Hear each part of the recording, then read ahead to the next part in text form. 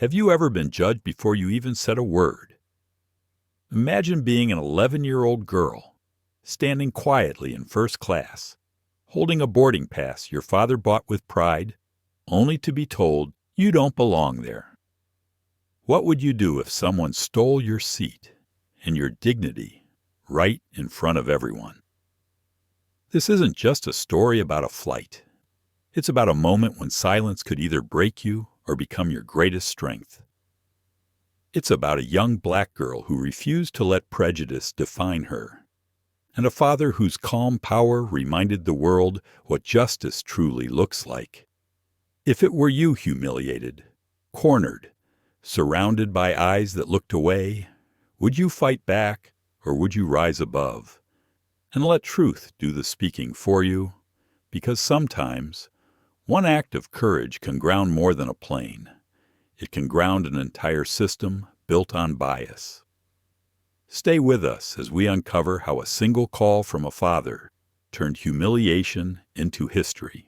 If this story moves you, don't forget to like, share, and subscribe, so more people can hear the stories that remind us what dignity really means. Rain tapped gently against the glass walls of LaGuardia Airport, blurring the runway lights into golden streaks. It was the kind of morning New York wore often gray, hurried, and full of stories crossing paths without ever meeting. At gate C-17, Nia Lawson stood beside her carry-on suitcase, the handle just an inch taller than she was. 11 years old, hair braided neatly into 2 rows, wearing a pale blue sweater her mother used to call her courage color. She didn't look like the daughter of a billionaire. She looked like a thoughtful, well-mannered kid on her way to visit her dad's office.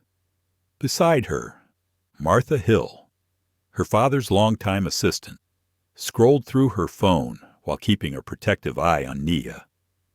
"Your dad says the weather's clearing up in San Francisco," she murmured. "The flight should take off on time." Nia nodded, hugging a slim tablet to her chest. "He always checks the weather first thing in the morning. Says you can't control the sky, but you can prepare for it." Martha smiled. "He's right about that. You get that same look when you talk like you're already building a company in your head." Nia grinned shyly. "Maybe one day. For now, I just want to finish my science project." Through the wide windows, a large Airbus shimmered in the mist, ready for boarding. The gate agent's voice crackled over the speaker. "Flight 381 to San Francisco, now boarding first-class passengers." Martha gently touched Nia's shoulder.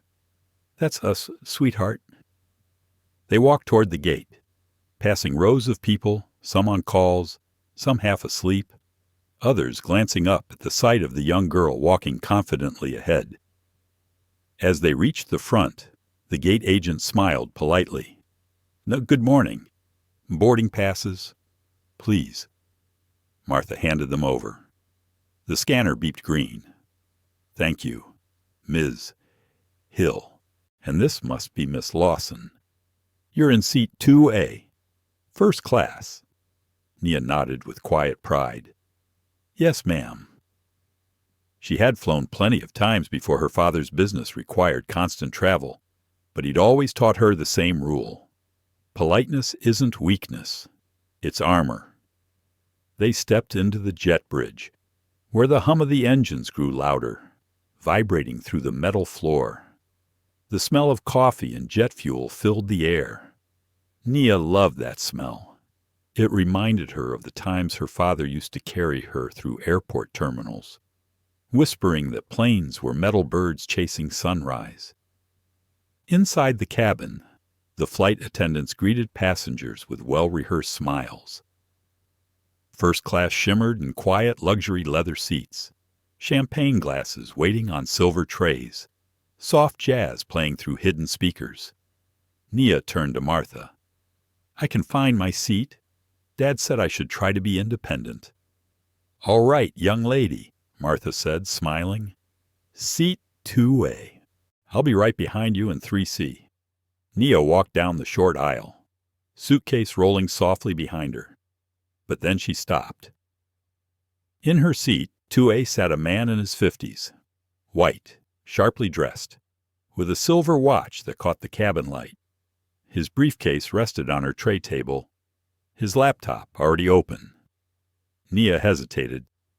Maybe it was a mistake. She double-checked her ticket. Seat 2A. Then she spoke, her voice gentle but firm. "Excuse me, sir. I think this might be my seat." The man looked up slowly, his blue eyes sweeping over her from head to toe. For a moment, silence. Then he gave a short, amused laugh. "This seat." He leaned back, crossing his legs. "Sweetheart, this is first class." "I know," Nia said politely. "It's on my ticket." He snorted softly, shaking his head. "Sure it is. Why don't you ask the flight attendant to help you find the right section?" Something in his tone, mocking, dismissive, made Nia's cheeks burn. She clutched her boarding pass tighter. Before she could speak again, a woman's voice cut in. What seems to be the issue? It was Tessa Grant, the lead flight attendant, mid-40s, precise smile, uniform immaculate. "This little one's confused," the man said quickly. "She's trying to take my seat." Tessa glanced at Nia, her smile stiffening. "Sweetheart, can I see your boarding pass?" Nia handed it over with both hands. Tessa scanned it, frowning. "Well," she said slowly, "it does say 2A, but maybe there was a mix-up in the system. I'll check with the gate." "But that's my seat," Nia said quietly. Tessa's voice stayed polite, but something cold crept under it. "I'm sure it's just a technical error." "Why don't you wait over there for a moment?" Martha approached, sensing tension. "Is there a problem?" Tessa replied briskly. "No problem at all, ma'am. Just sorting out a seat duplication. Happens all the time." "Ethan," the man smirked slightly, pulling out his headphones. "Told you. Sweetheart." The words sliced deeper than Nia expected. She bit her lip, swallowing the sting. Martha stepped closer.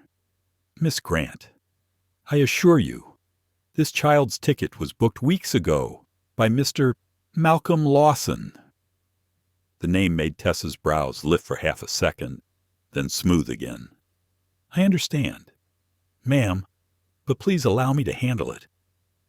Passengers began whispering. A man across the aisle lifted his phone. Recording. Another woman leaned toward her husband and whispered, "That poor kid." Nia stood frozen, boarding pass still in her hand, rain still clinging to her jacket. She didn't cry. She didn't even speak. She just looked out the window, the blurred city lights, the drizzle on the glass, and remembered something her father had told her one night while watching planes take off. Sometimes people will see your color before they see your character, but never let their blindness steal your calm. Her breathing steadied. She looked down at her phone. Her father's number was already on speed dial. The air inside the cabin felt heavier now, as if the hum of the engines carried a quiet disapproval. Nia Lawson stood by the aisle, holding her boarding pass like a fragile truth no one wanted to believe. Ethan Rowe barely glanced at her.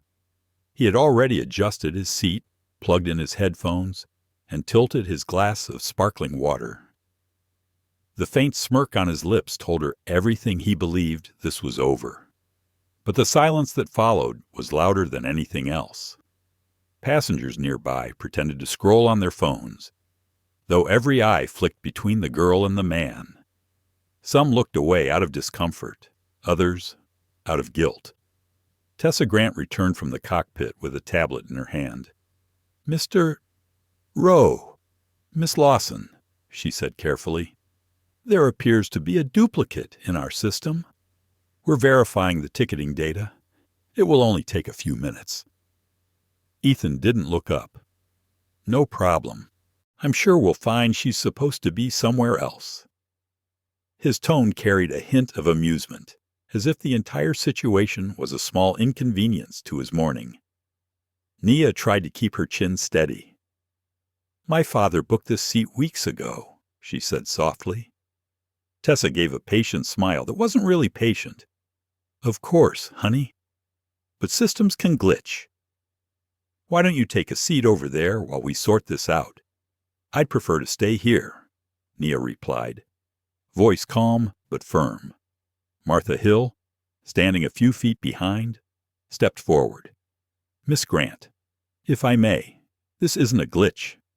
We confirmed the reservation directly with the airline. Seat 2A belongs to Miss Lawson." Tessa's smile thinned. "Ma'am, please let us handle this. There's no need to make a scene." A murmur spread among the passengers.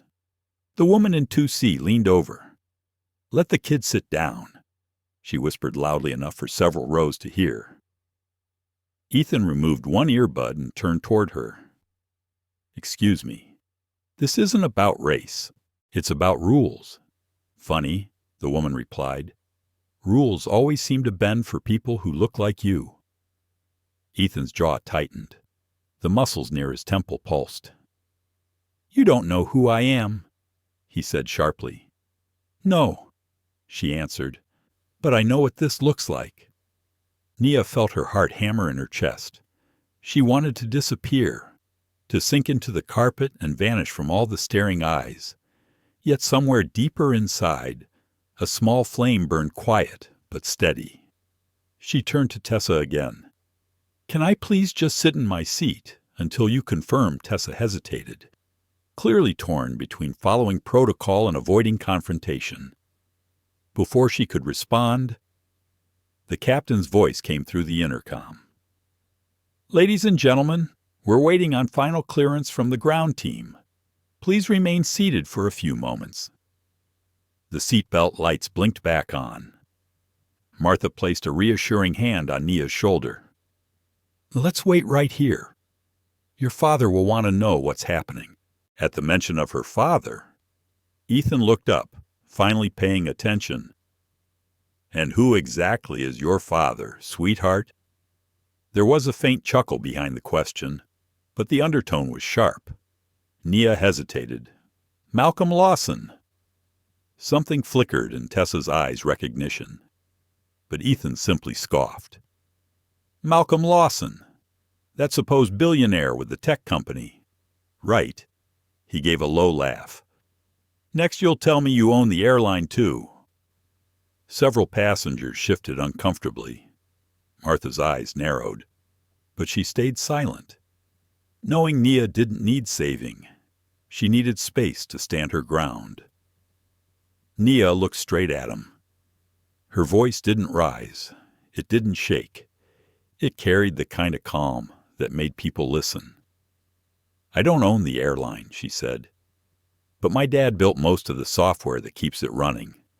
For a heartbeat, even the hum of the engine seemed to pause." Ethan opened his mouth, then closed it again. His smirk faltered, replaced by a flash of unease. Tessa stepped in quickly. "All right, let's not escalate things. I've sent the request for verification. We'll know in a moment." Nia nodded. "Thank you." She turned toward the window, her reflection faint against the gray sky. She remembered the story her father told her once. When she was 7, sitting on the hood of his car, watching planes lift into the clouds. "When you're in the sky," he'd said, "you learn that altitude doesn't change character. Some people rise high and still look down on others. Now," as the rain streaked down the glass, she felt the weight of those words settle in her chest. Minutes passed. The cabin buzzed with whispered speculation. A man across the aisle muttered, "Unbelievable." "She's just a kid." Another voice countered, "You never know these days. People try to sneak up here all the time."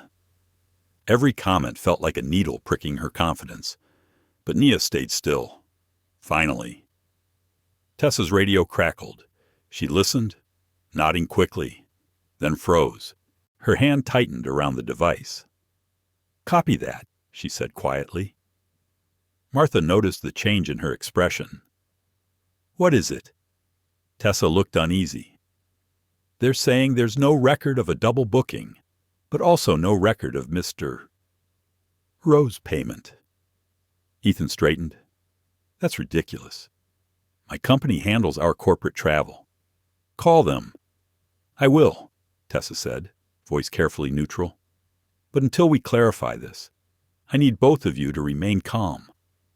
Nia looked up. "So, I can sit down now?"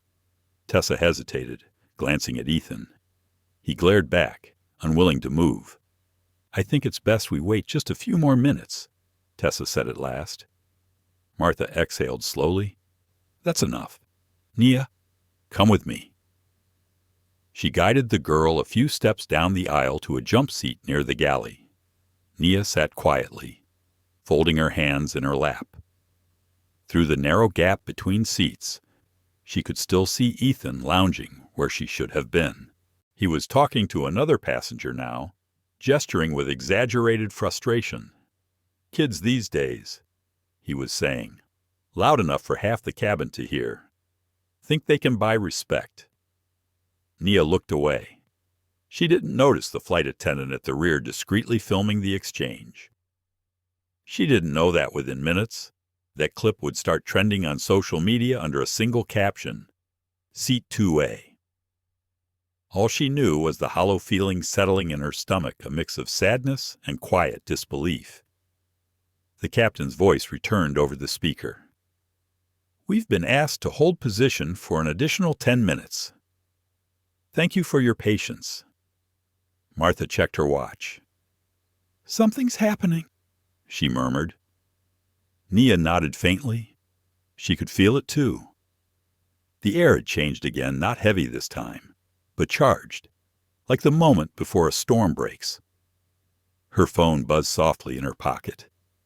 One message glowed on the screen. "Dad, I'm aware. Stay calm. Don't move. I'm handling it." She stared at the message, then closed her eyes. The corners of her mouth lifted ever so slightly, because when Malcolm Lawson said he was handling it, the world tended to listen. And for the first time that morning, Nia felt the rain outside wasn't falling on her. It was falling for her. The engines hummed softly, a low vibration running through the floor, steady yet tense. The smell of recycled air mixed with the faint perfume of someone's cologne. Conversations that had filled the cabin minutes earlier now dissolved into whispers. No one dared to speak too loudly, afraid to draw attention to the unease hanging above every row. Nia Lawson sat quietly in the jump seat near the galley, hands clasped over her lap. Her small suitcase stood beside her, untouched, its tag swinging with every subtle movement of the plane. Martha Hill sat a few feet away, pretending to check her phone, but really watching the people around them. Every glance toward Nia felt heavier than it should have. From her seat, Nia could still see Ethan Rowe reclining comfortably in 2A. He had removed his jacket and loosened his tie, as if he had won some invisible battle. The light from the window fell across his face, sharp and cold. Occasionally, he looked toward Nia, a faint, triumphant smirk curving his lips. Tessa Grant moved up and down the aisle, checking overhead compartments, avoiding eye contact with nearly everyone. Her professional smile had faded. She could feel the eyes on her, the judgment from passengers who had seen too much already. She'd handled difficult travelers before, but something about this felt different, heavier, as though the air itself was watching her. In the cockpit, Captain Danvers tapped his fingers against the control panel, reading the digital message flashing across his secondary screen. "Hold position. Ground team investigating ticket anomaly. Await instruction." That was unusual. Airlines handled seat issues daily. But this message came not from the airline's standard system, It came directly through Lawson Dynamics, a name he recognized. He frowned, unsure what that meant for him. Back in the cabin, a baby began to cry softly somewhere near row 6. The sound filled the silence like a plea. A woman whispered to her husband, "It's just a child." "Why are they making such a big deal?" he whispered back. "Because they think rules don't apply to everyone the same way." Nia caught fragments of these voices. They didn't sting anymore. They just confirmed what she already knew. Her father had warned her that one day the world would test her calm. The test, he'd said, isn't whether you get angry. It's whether you remember who you are when they try to make you forget. Martha leaned closer, voice low but steady. "Sweetheart, your dad's on it. You know him. He doesn't let anything slide." Nia nodded. "I know." Her voice was so quiet it almost disappeared beneath the engine noise. "I just don't like everyone staring." "They're not staring at you," Martha said softly. "They're staring at what's wrong with them." At that moment, Tessa knelt beside them, lowering her voice. "We're doing our best to sort this out. Miss Hill, please help keep her calm." Martha's eyes narrowed. "She's already calm. Miss Grant." "I'd focus on the man sitting in someone else's seat." Tessa straightened, a flash of irritation breaking through her composed mask. "We can't escalate this." "Then don't," Martha said firmly. "Resolve it." Before Tessa could reply, her radio crackled again. "Cabin, this is flight operations. Can you confirm passenger identity for seat 2A? There's a payment irregularity flagged by the Lawson Dynamics network." Several passengers turned their heads at the mention of the company name. Tessa pressed the button on her headset. "Confirming. We have an Ethan Rowe listed under corporate travel." But she stopped mid-sentence, eyes narrowing at the tablet in her hand. That can't be right. What the captain's voice came through faintly. "The ID number attached to his ticket.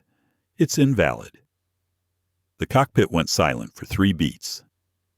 Then Captain Danvers said slowly, "Repeat that."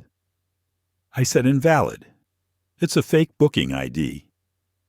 A new wave of murmurs spread through the cabin. Martha caught the sound first, but she said nothing, watching Tessa's face pale.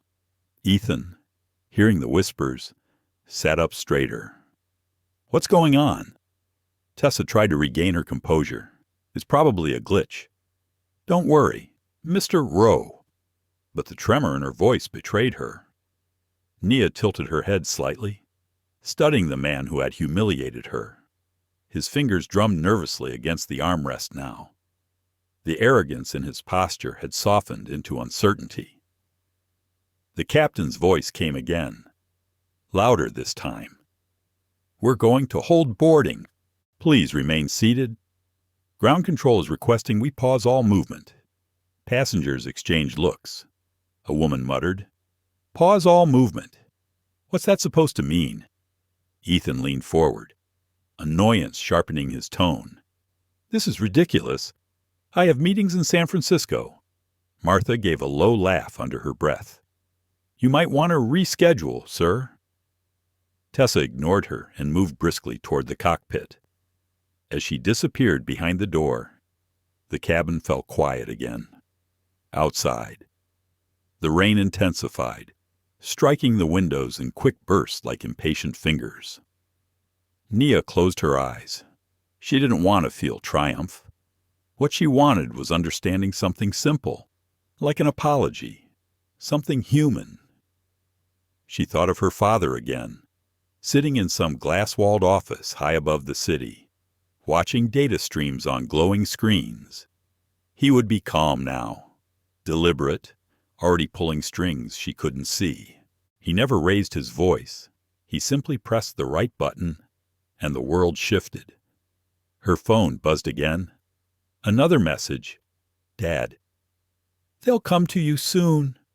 Keep breathing. Don't respond to anger. Watch. She slipped the phone back into her pocket. Martha noticed the faint smile that crossed her face. What did he say? Just to breathe. Nia answered. Tessa returned moments later, face set in a mask of professionalism that barely held. She cleared her throat. Ladies and gentlemen, we're experiencing a technical delay. Please remain patient. Ethan leaned into the aisle. Technical. You're holding up an entire flight over one seat. Just move her back and let's go. Several passengers turned toward him. One of them, a middle-aged man with a deep voice, spoke up. You mean move her back because she's a child, or because she's black? The question hung in the air like a spark before a fire. Ethan flushed red. Excuse me. You heard me, the man said, folding his arms. I've been flying 30 years.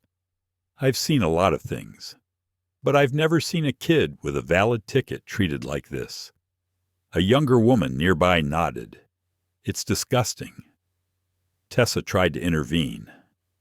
Everyone, please, let's stay civil. But it was too late. The cabin had turned. The crowd's silence had become something else, a quiet revolt. Ethan muttered, "This is absurd," and reached for his phone. At that moment, the intercom crackled. The captain's voice carried a tone no one could quite place controlled, but tense. Attention cabin crew. We've received an immediate hold order from corporate operations. Repeat hold order in effect. Do not proceed to taxi. Tessa froze mid-step. Hold order. For what reason? The reply came after a pause. Internal investigation initiated by Lawson Dynamic Security Division. Every head turned toward Nia. The same passengers who had doubted her now stared with something close to awe. Martha whispered, half to herself. He did it. He actually did it. Ethan's voice rose, disbelief cutting through his arrogance. Wait, what? What does her father have to do with this? No one answered him. Outside, a vehicle with flashing amber lights began to approach the plane. Raindrops streaked across the windows like silver threads. The entire cabin seemed to hold its breath. Nia looked out, calm, unblinking. She didn't need to say a word. Somewhere deep inside, she already knew this was the moment everything would change. In a glass tower overlooking the Hudson River, Malcolm Lawson ended a board meeting mid-sentence. The faces of 10 executives froze on the screen as he removed his earpiece, his calm expression giving nothing away. On his desk, 2 phones blinked in unison, one from the airline's operations division, the other from his internal security team. The news had reached him minutes after his daughter's text, but by then, his system had already started to move. He didn't raise his voice, didn't curse. He simply spoke the way storms begin, quietly, deliberately, with weight. Activate Aero 7 protocol, he said, and get me the airline CEO on line 1. In the conference room beyond the glass, his assistant hesitated. Sir, should I clear your schedule for the afternoon? Malcolm looked out the window, where the rain streaked down the glass in soft gray lines. No, this won't take all day. Meanwhile, in the cabin of Flight 381, the atmosphere grew thicker with every passing minute. The passengers sensed something unusual unfolding, but didn't understand what. Tessa Grant stood near the cockpit, whispering with the captain through the intercom. Ethan Rowe tapped his fingers against his armrest, growing restless. Nia sat silently by the galley, her small figure somehow commanding more attention than all the loud voices combined. Back on the ground, the internal communications grid of the airline flickered alive. Lawson Dynamics software controlled nearly every operational system the airline used: ticket verification, passenger data, compliance logs. A series of silent alerts pulsed across the network, rerouting data to a secure server in Manhattan.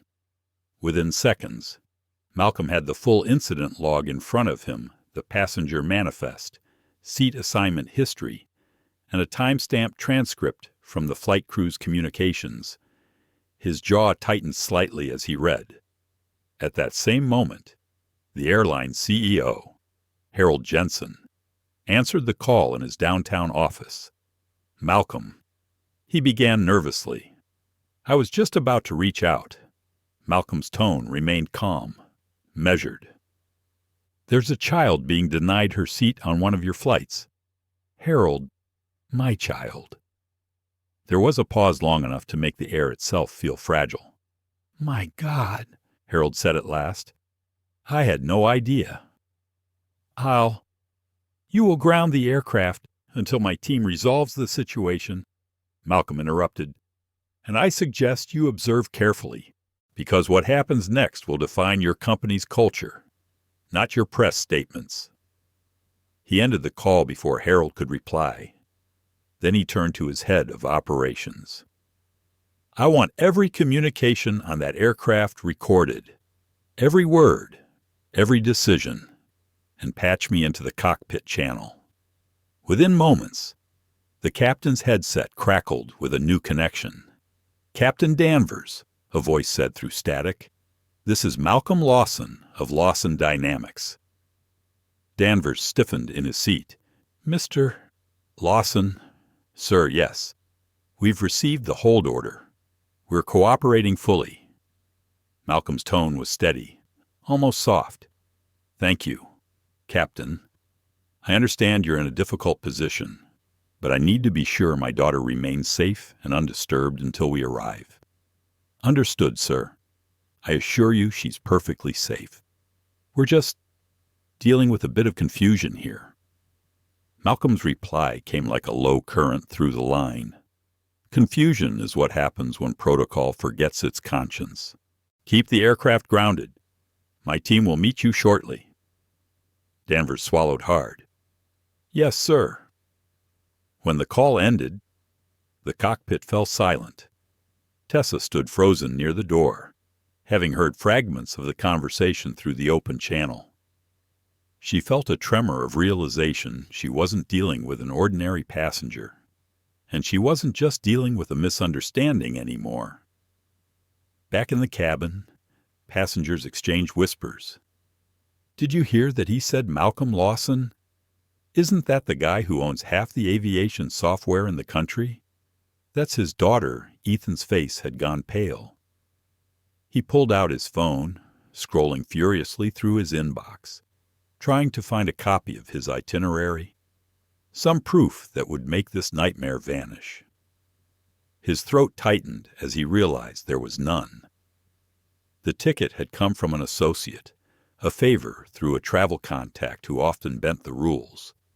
He'd never asked questions before. Now he wished he had. Martha leaned close to Nia.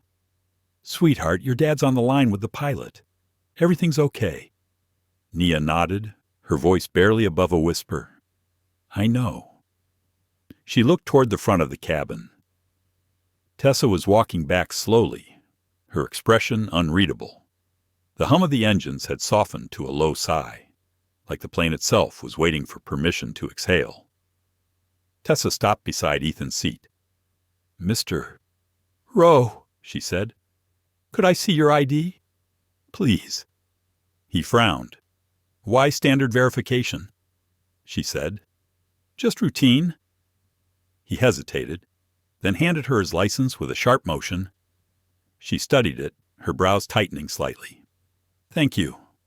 I'll return this shortly." As she walked back toward the galley, she caught Martha's gaze. There was no hostility there, just quiet disappointment. Tessa felt it like a weight pressing against her ribs. She had followed procedure, she told herself. She had done what she was trained to do. But even as the thought passed, another followed right behind it, trained to do what? To trust some faces and question others. Her earpiece buzzed again. "Miss Grant," the captain's voice said, "prepare for inspection. We're about to receive visitors from ground security." "Visitors," she repeated. "Yes," he replied. "Mr. Lawson's team." The words hit her like a chill. She turned toward the cabin and saw Nia watching her, not angry, not smug, just calm. That calmness shook her more than any shouting could have. Outside the aircraft, the rain had slowed to a drizzle. Through the fogged window, orange lights flashed as two black SUVs approached the plane. A few passengers gasped softly when they saw uniformed officers and a man in a dark overcoat stepping out. He didn't look like someone in a rush, but every step he took seemed to carry authority that silenced everything in its path. In the cockpit, the captain's radio crackled once more. "Ground team to Flight 381, executive entry clearance granted. Prepare for boarding." When the door opened, the entire cabin seemed to inhale. Tessa stood by the entrance, heart pounding. Ethan gripped his armrest, face flushed with anger and fear. Malcolm Lawson stepped inside the plane, his expression composed, his presence filling the narrow aisle as if the cabin itself recognized him. Behind him were two compliance officers carrying tablets and sealed folders. The murmur of passengers hushed into complete silence. He didn't look around. He walked straight toward seat 2A. Ethan started to speak, words tumbling over themselves. "Mr. Lawson, sir, this is a misunderstanding." "I didn't." Malcolm raised a hand, stopping him mid-sentence. His eyes were calm but unyielding. "The misunderstanding," he said quietly, "was thinking this seat was about privilege. It's about principle." He turned to Tessa, whose voice caught in her throat. "Miss Grant," he said gently, "I imagine you were following protocol. But today, protocol failed to protect what mattered most." Tessa swallowed hard, unable to reply. Malcolm looked toward Nia. "You okay?" "Sweetheart," Nia nodded slowly. "Yes, Dad." He smiled faintly. "Good. Then I'd like to make something clear before we continue." He faced the passengers, his voice calm but resonant. "Every person who steps onto an aircraft deserves the same dignity when they step off. My daughter doesn't need an apology. She needs a world where this doesn't happen again." The cabin was utterly still. Even the sound of the rain outside seemed to stop listening. He turned back to the captain. "Captain Danvers," he said, "please ground this flight until further notice." The captain nodded once. "Yes, sir." Malcolm took his daughter's hand, guiding her gently to her rightful seat, 2A. Then he looked at Ethan one last time. "You can leave now. There's ground transport waiting for you outside." Ethan tried to protest, but the words collapsed under the weight of the moment. He gathered his briefcase with shaking hands and walked off the plane, followed by two officers. Malcolm sat across the aisle from Nia, his eyes softening for the first time since he boarded. "You did well," he said quietly. "You stayed calm." She looked out the window. The drizzle had stopped. The city lights beyond the clouds seemed brighter now, cleaner somehow. "You always say calm wins." He nodded. "And you proved it." When the cabin door sealed again, the plane fell into a fragile quiet. The hum of the engines had dimmed, and the rain outside had softened to a mist that wrapped the aircraft in gray stillness. Passengers whispered only in breaths. The calm after Malcolm Lawson's entrance was heavier than the tension before it, the kind that made every sound, every buckle click, every sigh feel amplified. Malcolm didn't sit immediately.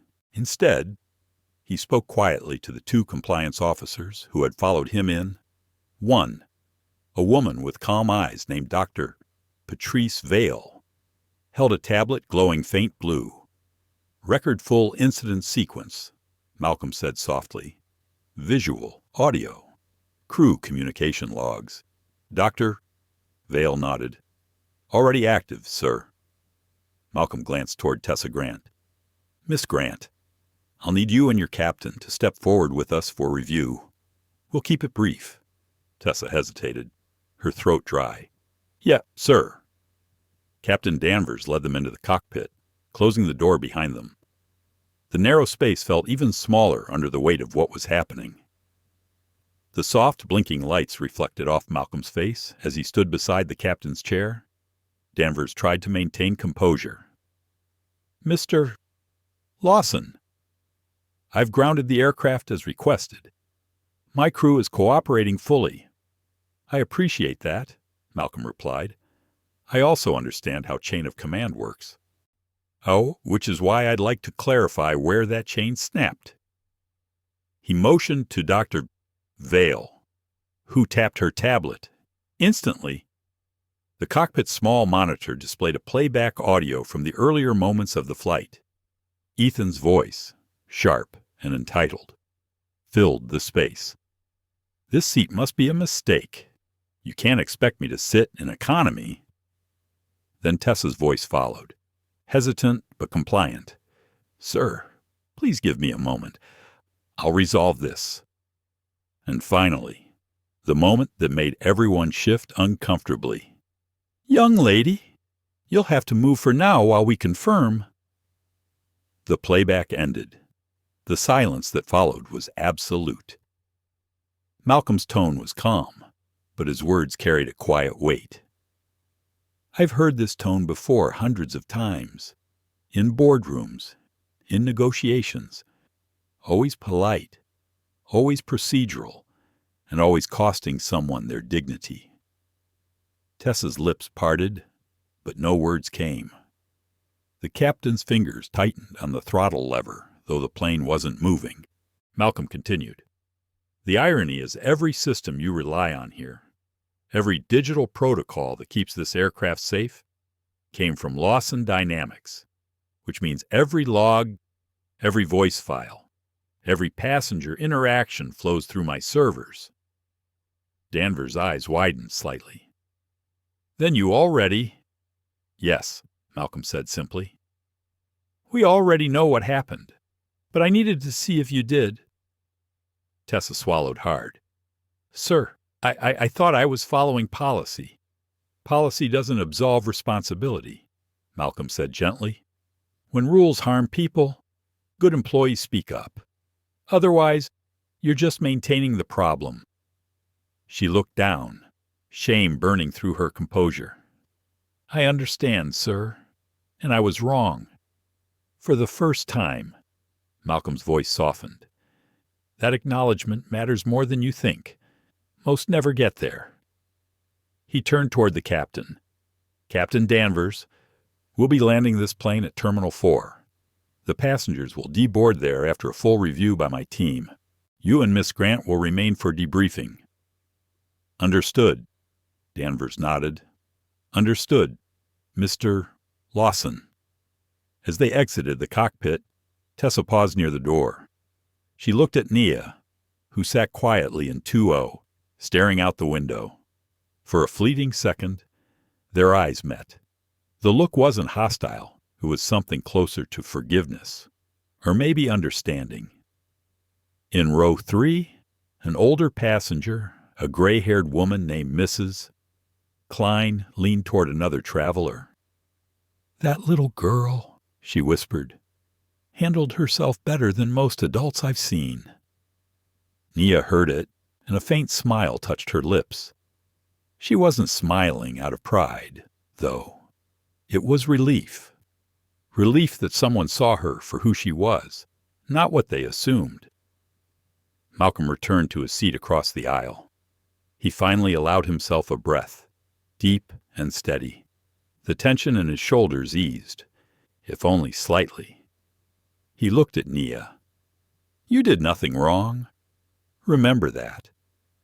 I know, she said softly, but it still felt bad. He nodded.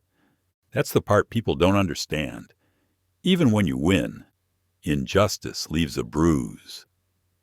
The compliance officers began interviewing passengers quietly, gathering statements, ensuring the situation was documented in full transparency. Meanwhile, the airline's internal systems buzzed with silent chaos, executives calling each other, legal teams spinning, PR managers drafting apologies they weren't sure would be enough. Back in the cabin, one of the compliance officers approached Ethan's now empty seat. "Mr. Lawson," she said, "we've discovered something." She handed him the results of a digital trace. The passenger who occupied seat 2A Ethan Rowe wasn't an official booking. The ticket was rerouted through an unauthorized internal override, flagged as courtesy upgrade. The request originated from a manager at the airline's corporate office. Malcolm's expression hardened. "Send me that name." She did. His jaw tightened. Of course. Harold Jensen's office. Nia tilted her head. "The same man you talked to." "Yes," he said quietly. "The same man who swore he didn't know." The flight attendants moved through the cabin, offering water and quiet reassurance, though their hands trembled slightly. The tension had shifted. It was no longer fear of chaos, but awareness of consequence. Then, over the intercom, Captain Danvers' voice broke the silence. "Ladies and gentlemen, this is your captain speaking. We'll be returning to the gate for a special inspection requested by our partners at Lawson Dynamics. Please remain seated." A murmur swept the passengers. Some were frustrated, but most looked toward Nia and Malcolm with expressions of quiet admiration. They understood something important was happening, something bigger than a single-seat dispute. As the plane began its slow taxi back, Nia rested her head against the window. "Dad," she said softly, "why do people get so scared when someone stands up for what's right?" Malcolm looked at her reflection in the glass.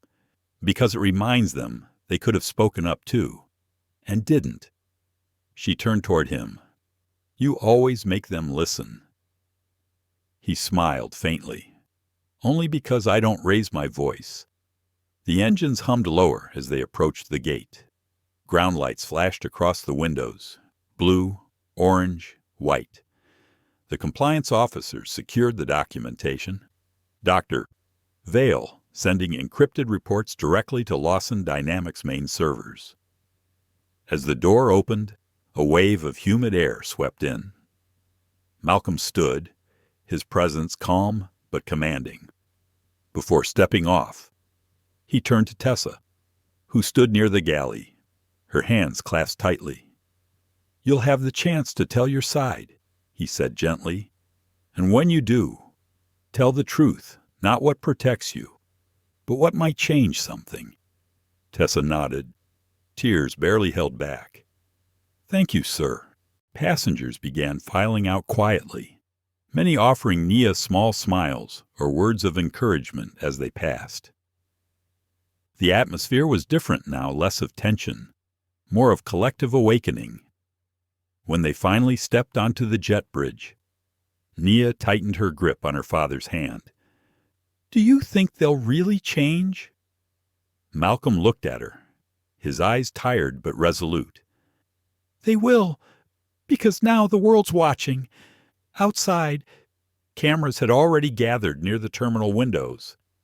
Someone had leaked the live feed of the incident, and within minutes, the hashtag #MyHouseSeat2A had begun trending across social media. Inside the control room of Lawson Dynamics headquarters, a young analyst watched the numbers climb retweets, comments, mentions all tied to one phrase: "A seat is more than a seat." The analyst smiled softly and whispered to himself, "He's done it again." By the time Malcolm and Nia entered the private terminal, reporters had begun to assemble. He shielded her with his arm as they passed through security, but his expression stayed calm, almost serene. He had faced worse storms than this: corporate battles, policy fights, boardroom betrayals. But this felt different. This was personal. And yet somehow it was universal. In his quiet, deliberate way, he had turned a humiliating moment for his daughter into a mirror for the world. And the world was watching its reflection, uneasy, but changed. By the time Flight 381 came to a full stop at Gate 47, the storm outside had passed. The runway shimmered beneath the pale sunlight breaking through the clouds. From the terminal windows, reporters and passengers pressed close, phones in hand, watching as the jet bridge locked into place with a hiss. Inside the cabin, the air felt different, heavy yet alive. Every passenger could sense that what had happened on this plane was no longer just a misunderstanding. It was a reckoning. Malcolm Lawson waited until the last passenger stepped off before rising from his seat. He adjusted the cuff of his charcoal jacket and placed a reassuring hand on his daughter's shoulder. "You ready?" he asked quietly. Nia nodded. "Yeah." Her voice was steady now, her composure far beyond her years. As they walked down the aisle, Tessa Grant stood to the side. She looked pale but resolute. When Malcolm reached her, she spoke first. "Mr. Lawson, I want to apologize to your daughter directly. No scripts, no excuses." Malcolm studied her for a moment, then nodded toward Nia. "Go ahead." Tessa crouched slightly to meet the girl's eyes. "Nia, I was wrong. I treated you like you didn't belong, and that's something I'll never forgive myself for. You deserve better." Nia hesitated, then spoke softly. "Everyone makes mistakes. What matters is what you do after." Tessa's eyes glistened. "I'll remember that." Malcolm gave her a small nod, neither absolution nor condemnation, but acknowledgement. "Make sure you do," he said. Then he turned, guiding his daughter toward the open door. The moment they stepped onto the jet bridge, a cluster of cameras flashed. Security escorted them swiftly through a private exit, but not before microphones caught fragments of voices. "Mr. Lawson, is it true your company powers their software? Will there be consequences? What message do you have for the airline?" Malcolm didn't answer. Not yet. Some answers were bigger than sound bites. Down in the operations office, Captain Danvers and Tessa sat at a long table facing Dr. Patrice Vale and her team. A digital recorder blinked quietly in the center. Dr. Vale's tone was calm but firm. "Captain, did you receive any directive from management to delay or override a confirmed booking?" Danvers shook his head. "No, ma'am. Not from me. The request came from gate operations. I was told there was a duplication issue and that one passenger would need to be reassigned temporarily." "Did you question it?" He hesitated. "Not enough. I trusted the process." "And that process," Dr. Vale said, "was compromised by a racially motivated override." Danvers looked down, guilt settling deep in his chest. "I see that now." Tessa, hands clasped tightly, spoke next. "I thought I was following standard verification. But when I asked her to move, I could feel that something about it was wrong. I just didn't have the courage to stop it." Dr. Vale nodded slowly. "Courage isn't what you feel when you know you're right. It's what you choose when you fear you might lose something for doing it." Across the airport, in a glass-walled conference room, Harold Jensen was sweating through his tailored suit. On the massive screen before him was Malcolm Lawson, live via secure call. "Malcolm," Harold began, his voice uneven, "I had no knowledge of the override. I can assure you this was an isolated—" "It wasn't isolated," Malcolm interrupted quietly. "We traced 3 similar incidents in the last 6 months, 2 at boarding, 1 in seat reassignment, different names, Same pattern. That's not random. That's culture. Harold tried to find his footing. Then we'll address it. I'll put together a review committee. Malcolm's tone sharpened. Still calm but commanding. No committees. Harold, not this time.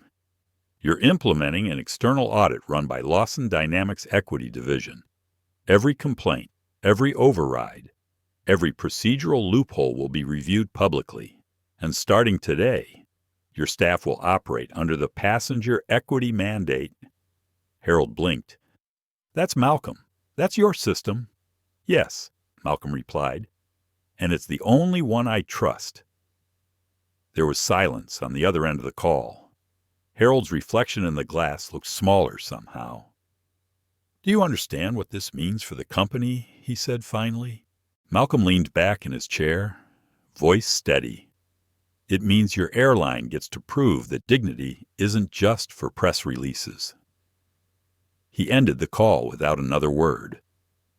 Later that evening, Nia sat beside her father in their town car, watching raindrops race down the tinted windows.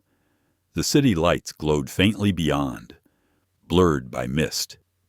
You think people will actually change? She asked. Malcolm looked at her reflection, his own gaze weary but proud. Change starts with truth, and today, the truth just landed. He smiled faintly. Besides, they grounded a whole plane for you. That's not nothing. Nia laughed softly, resting her head against the window.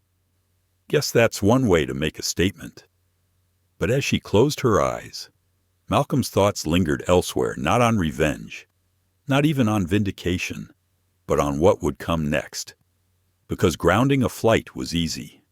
Rebuilding trust would take time. By the next morning, news networks across the country had picked up the story. Billionaire CEO grounds flight after daughter's seat stolen. One headline read, Systemic bias exposed in airline operations. Another declared, Social media was ablaze with reactions, some supportive, some defensive, many deeply reflective. Yet what no one expected was the statement that came directly from Malcolm Lawson himself. At exactly 9:00 m. A press conference was held at the Lawson Dynamics headquarters. Journalists packed the lobby, cameras flashing against the minimalist black and steel decor. When Malcolm appeared, dressed in a simple navy suit, the room quieted instantly. He didn't stand behind the podium. He stood beside it. My daughter experienced something no child should ever have, to being told she didn't belong in a place she earned. And let's be honest, he began, his voice low but clear. This wasn't about a seat. It was about perception.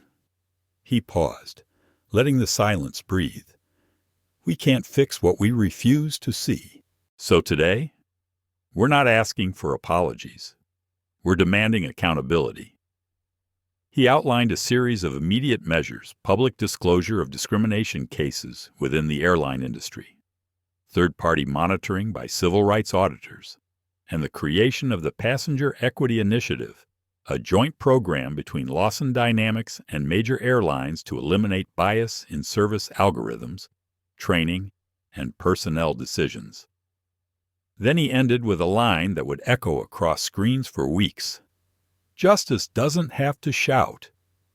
Sometimes, it just needs to ground the plane until the truth can board. Our reporters stood in stunned silence. The story spread faster than any corporate statement before.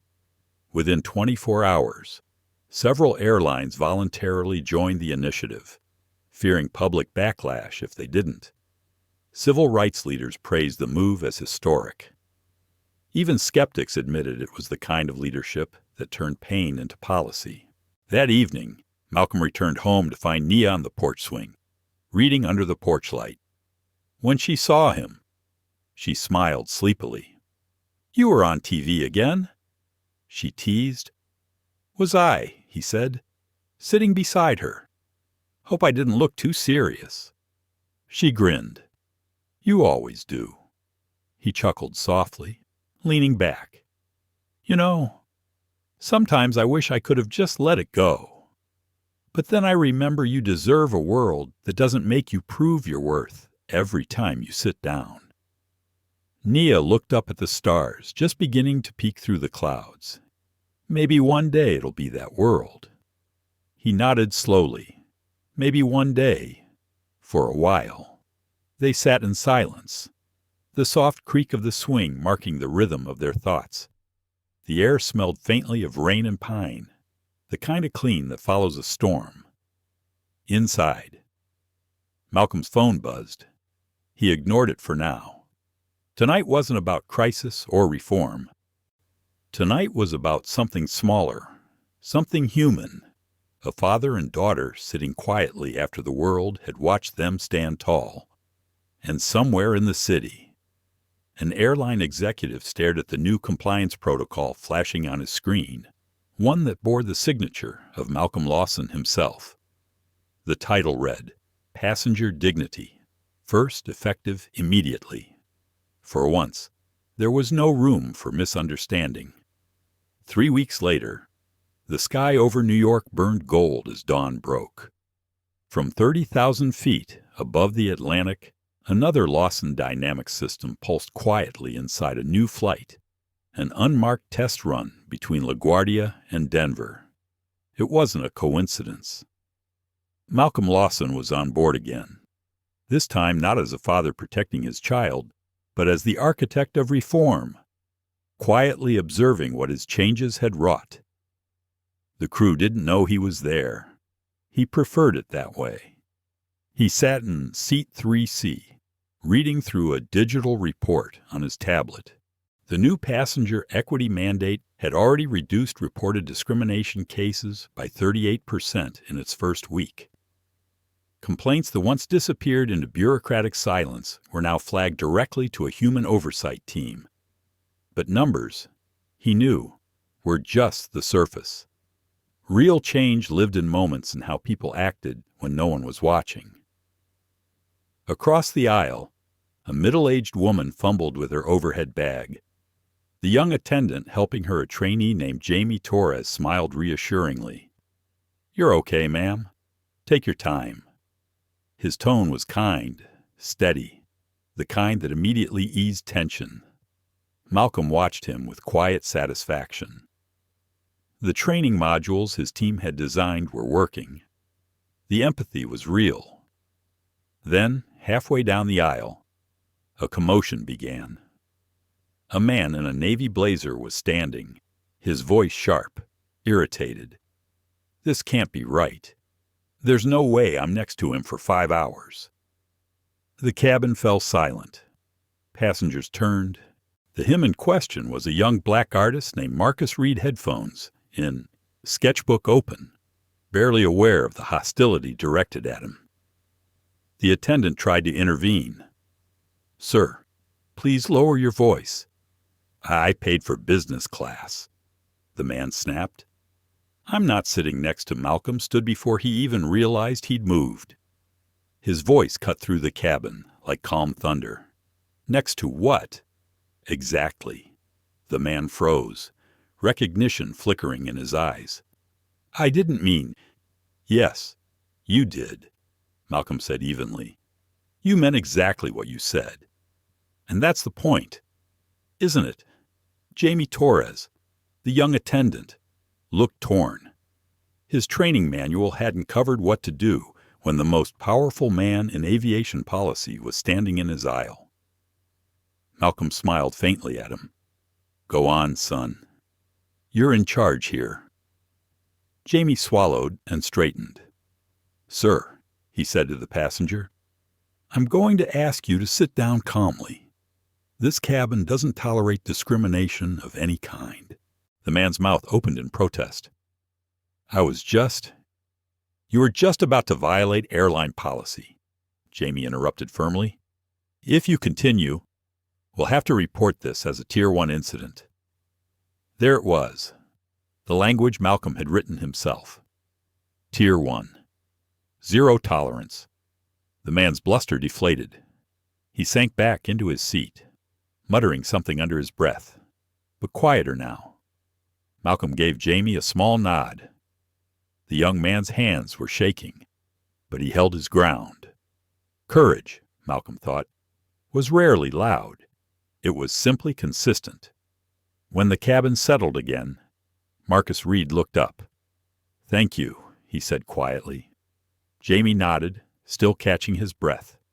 "Just doing my job." Malcolm returned to his seat, but his mind wasn't on his tablet anymore. He gazed out the window at the endless stretch of sky. His reforms were holding, but they were still fragile. People didn't change systems. Systems changed people. Yet behind every rule, every protocol, there had to be heart. Otherwise, all of it would collapse into paperwork and headlines. 2 hours later, the captain's voice came over the intercom. "Ladies and gentlemen, this is your captain. We've just received clearance to descend into Denver a bit early. Please fasten your seatbelts." The landing was smooth. When the passengers began deboarding, Malcolm waited until last. As he passed Jamie, he stopped.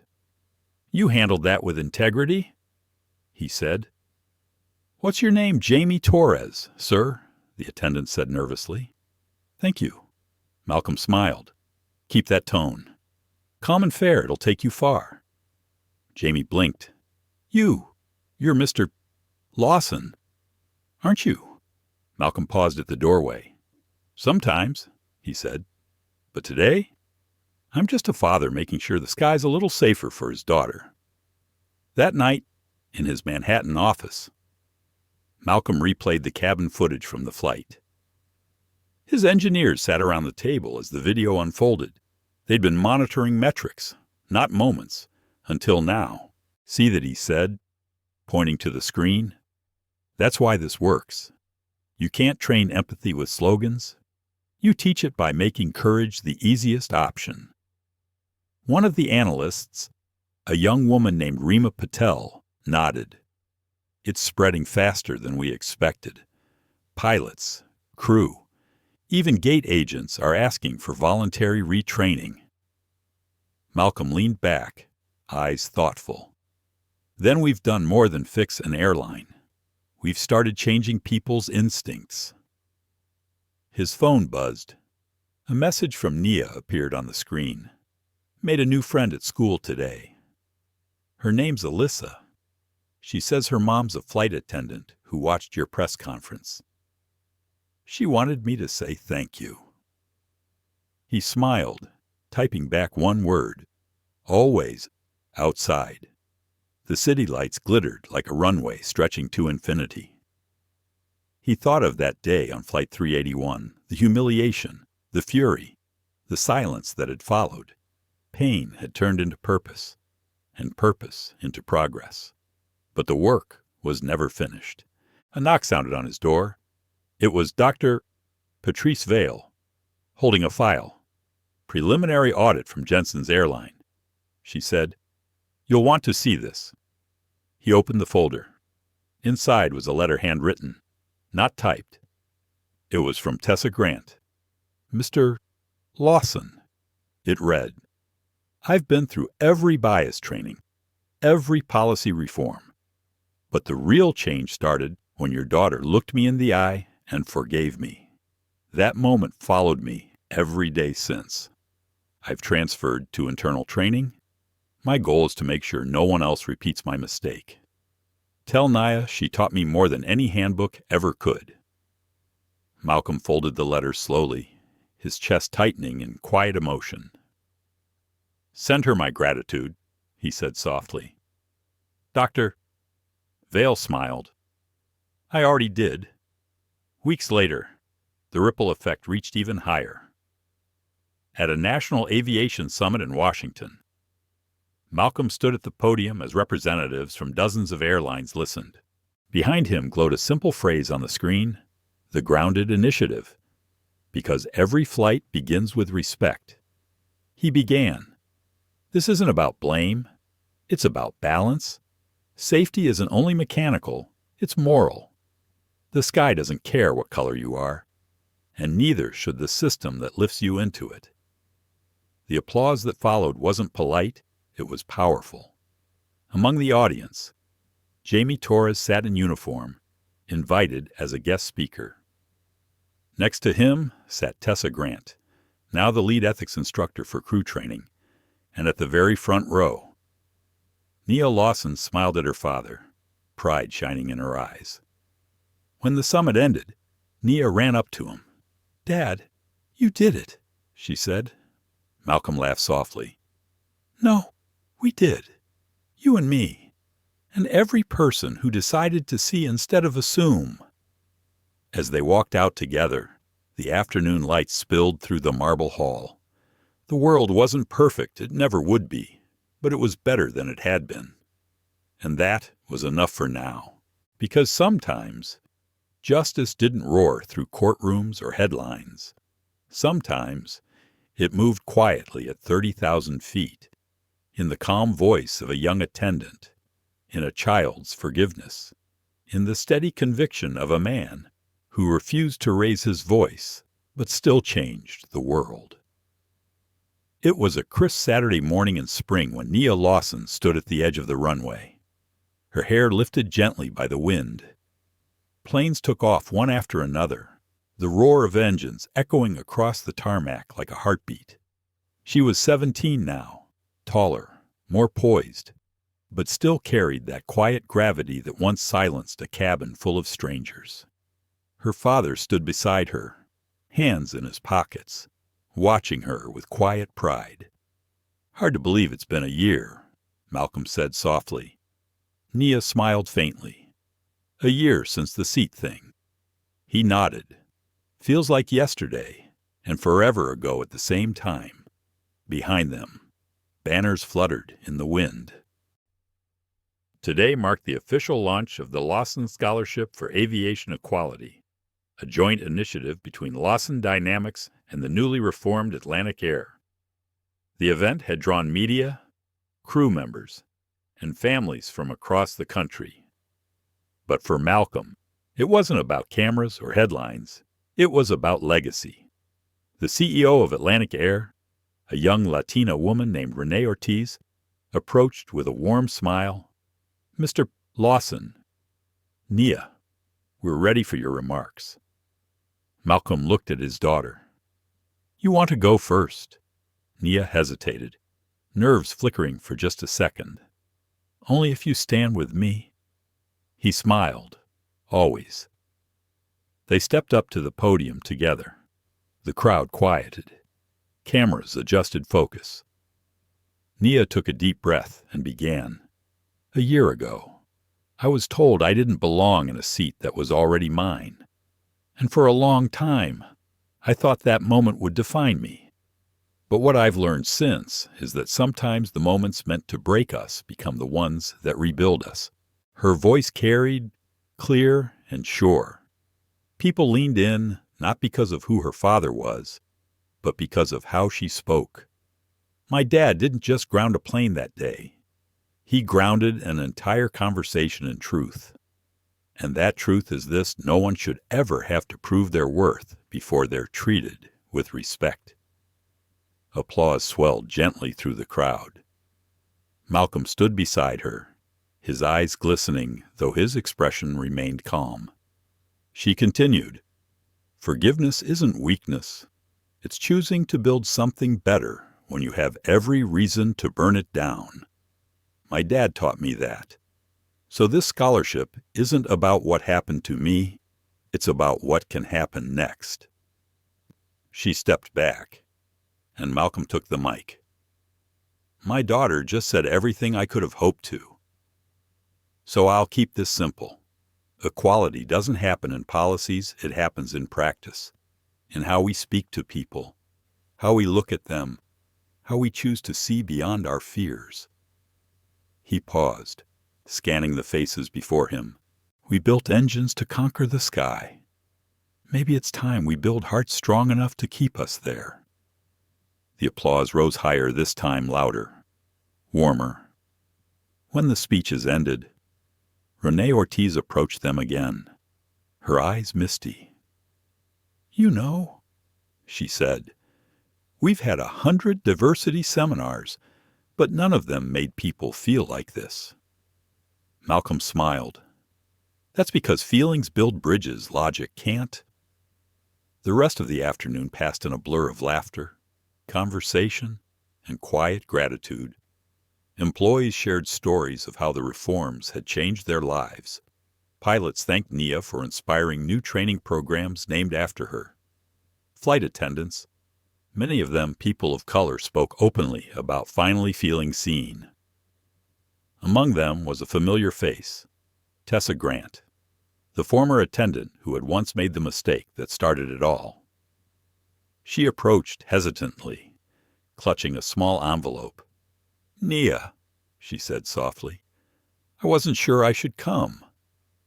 Nia smiled gently. "I'm glad you did." Tessa handed her the envelope. "It's a letter. I've been working with our training division for months now. I wanted you to have this." Nia opened it carefully. Inside was a handwritten note that read, "To the girl who taught me what real strength looks like. Every flight I train now begins with your story. And every time I say your name, it reminds me that change doesn't start in classrooms, it starts in courage." Nia looked up, eyes shimmering. "Thank you," she whispered. Tessa's voice trembled. "No, thank you." Malcolm watched the exchange from a few steps away, pride and humility mixing quietly in his chest. He'd spent years building systems to correct injustice, but seeing forgiveness unfold right in front of him reminded him why it all mattered. Policies could correct behavior, but only forgiveness could heal it. As the event wound down, a group of young scholarship recipients gathered for photos. Among them was a tall, nervous teenager named Caleb Martin, holding his acceptance letter to flight school. He approached Malcolm shyly. "Sir, I just wanted to say thank you. My mom's a cleaner at Atlantic Air. She said this scholarship means I can finally become what she always dreamed of, a pilot." Malcolm shook his hand firmly. "Make sure the next generation doesn't need programs like this to be treated fairly. That's how you'll really thank me." Caleb nodded earnestly, and Malcolm felt a familiar spark of hope. Later that evening, the Lawson family returned home. The city skyline shimmered beyond their balcony as twilight settled. Nia sat with her father, her legs tucked under her, watching planes streak like silver threads across the horizon. "Dad," she said softly, "do you think people will ever stop seeing color first?" He thought for a long moment. "No," he admitted. "But maybe one day they'll stop deciding what it means." She smiled at that, resting her head against his arm. "That's enough for me." He chuckled. "You've always been wiser than your years." They sat there in silence, listening to the faint hum of the city, the rhythm of planes in the distance. Every sound was a reminder of how far they'd come from humiliation at 35,000 feet to healing that reached across an entire industry. Before going inside, Nia looked up one last time. "Dad." "Yeah. Next time we fly. Can I sit in the cockpit?" Malcolm laughed. "Only if you promise not to ground the plane again." She grinned. "No promises." The next morning, newspapers across the country carried the story, "Lawson Family Turns Injustice into Hope Forgiveness at 30,000 Feet." The headline wasn't about power or wealth, it was about grace, about how a black father and his daughter turned a moment of prejudice into a movement of purpose. For months afterward, pilots, attendants, and passengers would speak about that day, about the girl who forgave, and the man who changed everything without raising his voice. And in quiet airports across America, when a child boarded first class with confidence, someone somewhere would whisper, "That's because of Nia Lawson." The summer morning was quiet. painted in soft amber light that spilled across the Lawson home. The air smelled faintly of coffee and new beginnings. Nia was sitting at the kitchen counter, scrolling through messages on her phone. The scholarship had officially launched 2 months earlier, and her inbox was now filled with stories, dozens of young students from all over the country sharing how the program had changed their lives. Each message carried something deeply personal hope. One in particular caught her attention. It was from a girl named Layla Saunders, a high school senior from Georgia. "I used to be afraid of flying." The message read, "But after hearing your story, I applied for the aviation program. I want to make sure no one ever feels small on a plane again. Thank you for helping me believe I can belong anywhere." Nia's eyes softened as she reread the words. The small ache that used to live in her chest, the memory of that flight, that humiliation had turned into something else now, something healing. Malcolm entered the kitchen, his suit jacket draped over one arm, tie loose. "You're up early," he said with a smile. She handed him her phone. "Read this." He skimmed the message, his expression tender. "Layla Saunders," he murmured. "Sounds like someone you should meet." "Maybe one day," Nia said thoughtfully. "It's strange, though. All this came from something so awful." "That's how light works," Malcolm said. "It doesn't erase the dark. It just proves it can't last forever." The doorbell rang. Malcolm opened it to find Dr. Patrice Vale standing there, as composed as ever, carrying a slim black folder. "Morning," she said. "We have results from the one-year audit." They gathered in the living room, sunlight pouring through the wide windows. Patrice laid out the report across the coffee table. "Bias complaints have dropped by 71% since the passenger equity mandate took effect," she began.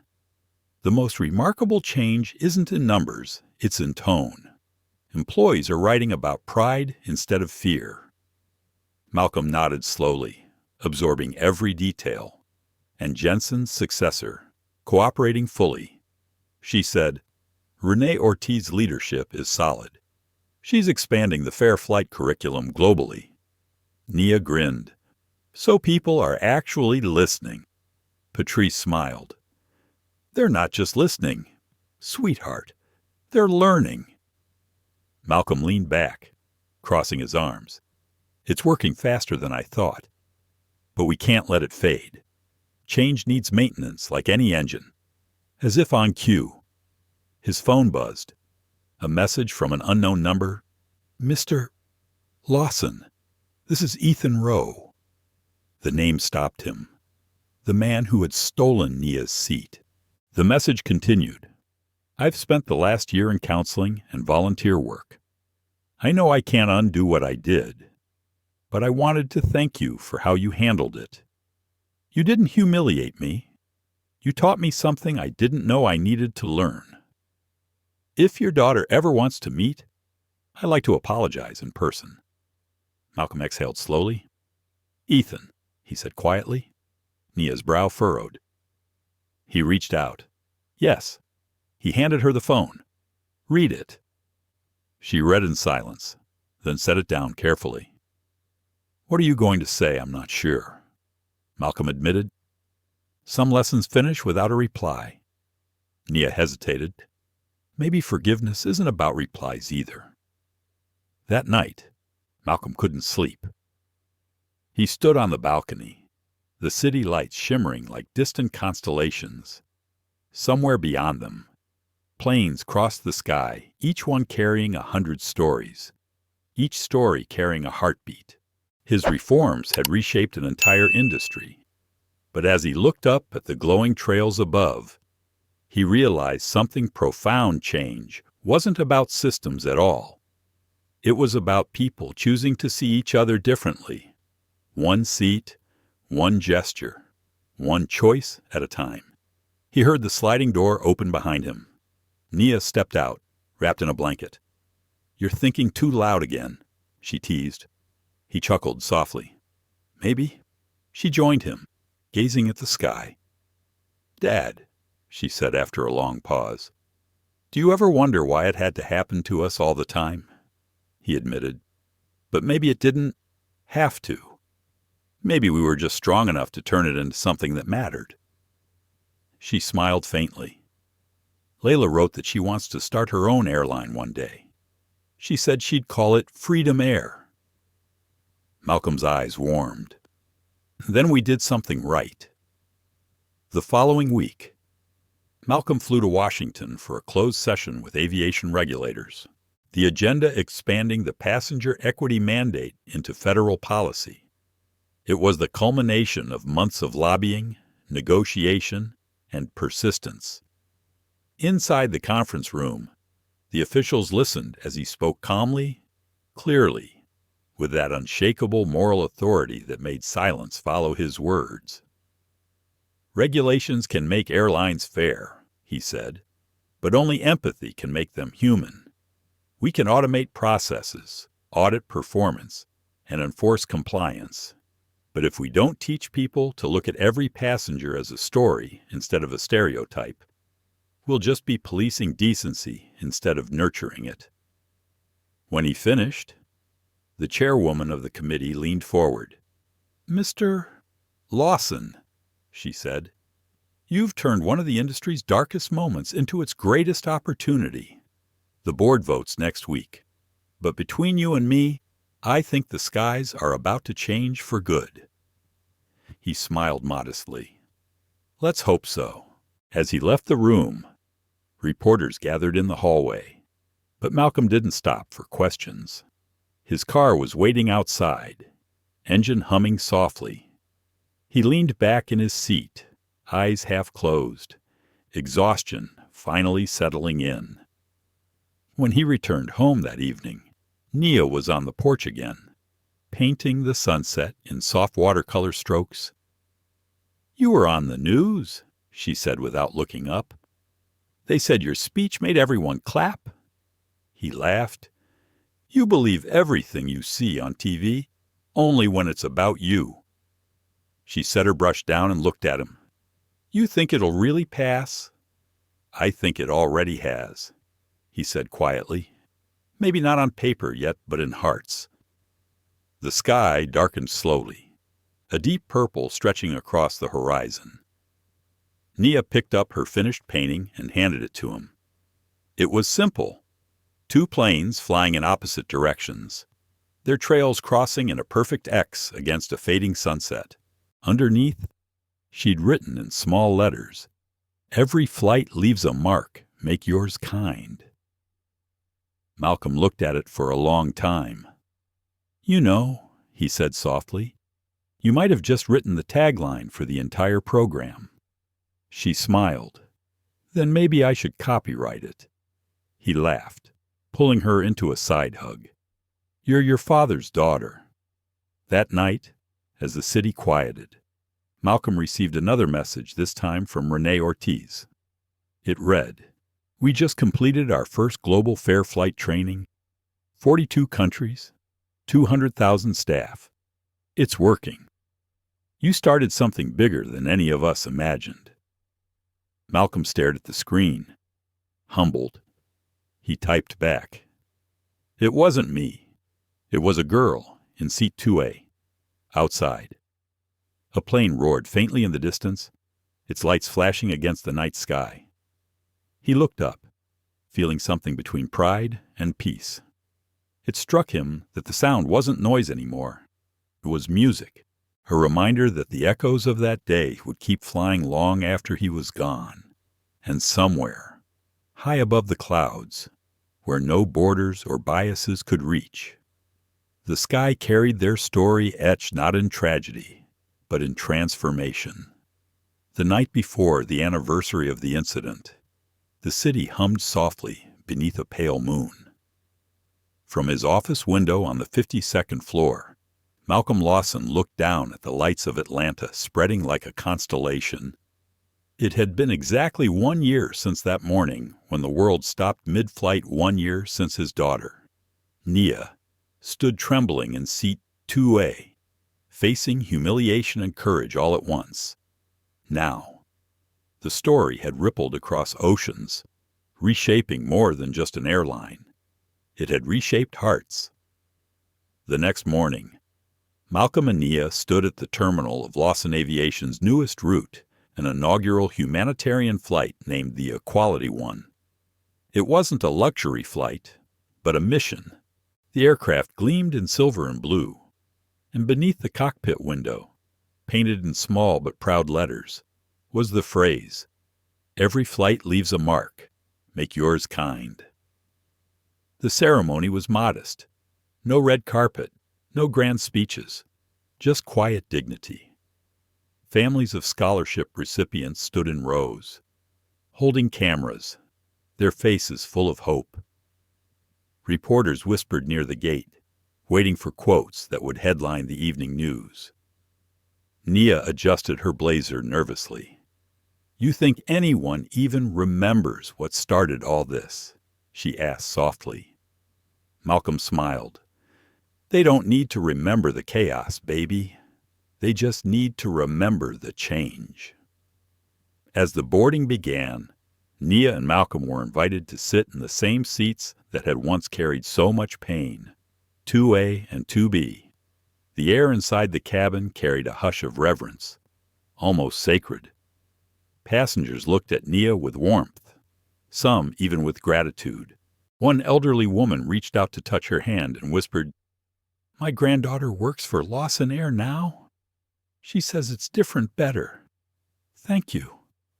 Nia's eyes glistened. "I didn't do it alone," she said. The engines roared to life. As the plane ascended, sunlight streamed through the windows, touching her face with a soft glow. She closed her eyes for a moment, feeling the vibration, the air pressure, the hum of forward motion, somewhere deep in her chest. A knot she didn't know she still carried began to loosen. Halfway through the flight, the pilot's voice came over the speaker. "Ladies and gentlemen, this is Captain Rene Ortiz. We're cruising at 37,000 feet. It's a beautiful day above the clouds. Before we begin service, I'd like to acknowledge 2 passengers on board Malcolm and Nia Lawson. This flight exists because they refuse to accept that dignity has a price tag. Because of them, the sky is fairer today." The cabin erupted into applause. Nia lowered her head, overwhelmed. Malcolm simply took her hand. "You earned this," he whispered. After the announcement, a young man approached their row hesitantly. He was tall, nervous, maybe 22. "Mr. Lawson," he said. "I'm well. My name's Ethan Rowe, Jr. My father wanted me to thank you in person. He said your forgiveness gave him the courage to face himself." Malcolm studied the boy's face. The resemblance was unmistakable. The same blue-gray eyes, but softer now, uncertain. "Your father wrote to me," Malcolm said. "I'm glad he's finding peace." Ethan nodded. "He's been volunteering at the community center for months. He said you taught him that silence can be violent too." Nia smiled faintly. "Tell him we're proud of his progress." Ethan hesitated, then offered a folded piece of paper. "He asked me to give you this. He said it belongs to your daughter." Nia unfolded it. It was the original boarding pass from that day, creased, faded, but intact. On the back, a note written in neat cursive, "I took your seat once. You gave me back my humanity. Thank you for grounding me before life did." Nia held it tightly. For the first time, there was no anger, left only understanding. Hours later, as the plane prepared to land in Denver, a soft turbulence shook the cabin. A ripple of unease passed through passengers, but the captain's calm voice soon reassured them. "Just a gust," Rene said lightly. "We're still on course." Nia looked out the window. The city below was golden, glowing with morning light. It felt like closure, like coming full circle. But something else stirred in her mind. "Dad," she murmured, "what happens after this? After the movement, the speeches, the applause?" Malcolm looked at her, eyes steady. "Then we live by what we preached. That's the real work, staying kind when no one's watching." When they landed, the crowd outside the gate was larger than expected. Dozens of children with the Fair Flight Scholarship logo on their shirts waved handmade signs. "Thank you, Nia. Fair skies forever. Love wins at 37,000 feet." A journalist approached with a microphone. "Mr. Lawson, what do you hope people remember a year from now?" Malcolm thought for a moment, then answered softly, "that this wasn't about a seat. It was about seeing the person sitting in it." The words spread like wildfire, replayed across networks and social feeds. But for Nia, the real moment came later, when she walked back into the now quiet cabin after everyone had disembarked. Seat 2A stood empty. The sunlight from the open door lit the headrest, turning it gold. She sat down, just for a second, placing her hand on the armrest. She whispered not to the seat, but to the memory that lived there. "We made it." That evening, a private event was held in the Lawson Foundation's hall. Guests gathered beneath banners showing diverse faces: pilots, attendants, passengers, children. On the main screen, a short film played. It wasn't a documentary about outrage or lawsuits, but about transformation. Clips showed new crew members learning empathy through immersive VR, scholarship students piloting their first training flights, airline executives listening instead of talking. At the end of the film, the screen faded to black, then displayed one final message. "Dignity is not a privilege. It's boarding pass number 1. The audience rose to their feet. Some cried. Others clapped until their palms ached. Nia stood at the side of the stage, holding a small folder of speech notes she never planned to read. Malcolm joined her, his voice low. "You ready?" She smiled nervously. "I'll try not to cry." When she stepped up to the podium, the room went still. "A year ago," she began, "I thought justice meant someone getting fired, or punished, or embarrassed. But now I know justice is bigger. It's when people choose to be better. Not because they have to, but because they finally understand why they should." Her voice trembled slightly, but it was steady with truth. "That day on the plane, I learned what fear feels like, but I also learned what hope can do when it refuses to stay quiet. Every one of you here tonight, students, workers, passengers, you're proof that hope can fly." The crowd stood again, clapping in waves. Malcolm wiped a quiet tear before she saw it. After the ceremony, when most guests had gone home, Nia wandered onto the Foundation's rooftop terrace. The city stretched beneath her in gentle silence. A light breeze brushed her face, and for the first time, she didn't think about the past or what was taken from her. She thought about what they had built. Malcolm joined her a few moments later, 2 cups of cocoa in hand. "One for the hero," he said. She smiled, taking it. "I'm not a hero." "You're wrong," he said gently. "Heroes aren't born in battles. They're born in boarding lines." They both laughed quietly, the sound soft against the night air. As they stood together, a plane passed overhead, its lights blinking faintly across the dark sky. Nia followed it with her eyes until it disappeared beyond the clouds. "Do you think," she asked, "people will remember this story when we're gone?" Malcolm didn't answer right away. He looked at her, then up at the sky. "Maybe not the story," he said finally, but they'll feel it every time someone is treated with dignity instead of doubt. That's how stories really live. And somewhere between the quiet city and the endless sky, the last flight of their story continued not in headlines, but in hearts. Black billionaire girl seat, stolen by white passenger, is not just about race or power, it's about humanity. It reminds us that dignity is not earned through status, wealth, or titles, but through the way we treat one another. The story shows how calm courage can defeat arrogance, and how leadership grounded in empathy can heal wounds that punishment never could. For older audiences, it's a reflection of the lessons time has already taught us, that anger fades, but integrity endures, that the greatest victories are not shouted, but quietly lived. Malcolm and Nia Lawson's journey teaches us that justice doesn't have to roar, it can whisper through every act of fairness, every decision to forgive, and every child who grows up knowing they belong.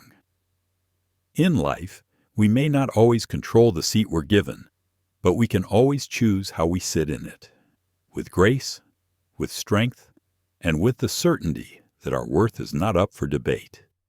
Thank you for watching this story of courage, compassion, and change. If it touched your heart, please like, share, and subscribe, so we can keep bringing you powerful stories that remind us of the dignity, justice, and hope we all deserve. Your support helps us tell the stories that matter, the ones that make us pause, feel, and believe in a kinder world. See you in the next story.